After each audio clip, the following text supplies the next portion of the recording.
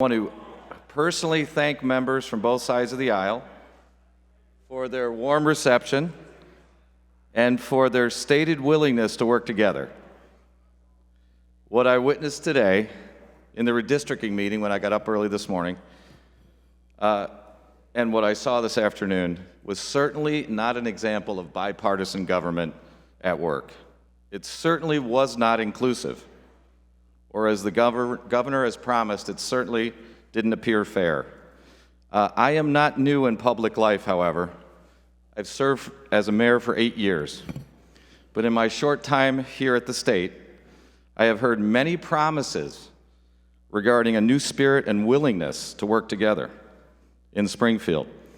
I personally had, and still will carry, high hopes that this body would consider the 102nd General Assembly an absolute opportunity to change the course in the state of Illinois with our historic change in this body's leadership. This is a prime opportunity, my friends on the other side of the aisle, to turn away and break from the failed methods and policies of the past to end the status quo. Now, am I indicting the methods and policy of the past? You're absolutely correct, I am. And here's this unfortunate part. It is certainly much too easy to do. Many of you have stated you're proud of the past. As a taxpayer in the state, I certainly am not. State finances are in shambles, but don't take my word for it. I'm just a state rep with 108,000 people trying to make a living in this state.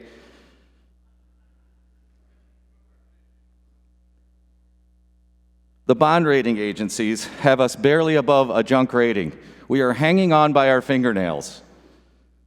What does that mean for all of us, our constituents and our businesses? We are paying millions of dollars of unnecessary interest costs thanks to the failed policies of the past and the way that we are continuing to operate here in Illinois. Pension debt, something I know a little bit about for 30 years. 5 and 6 years ago was estimated at $118 billion, yet we hardly have talked about it on the floor during the session. Here's the bad news. It's now at $300 billion 5 years later. Property taxes are amongst the highest in the nation, and what does that do? It steals the wealth. Every time a property tax bill arrives at working families' homes, small businesses, and the middle class.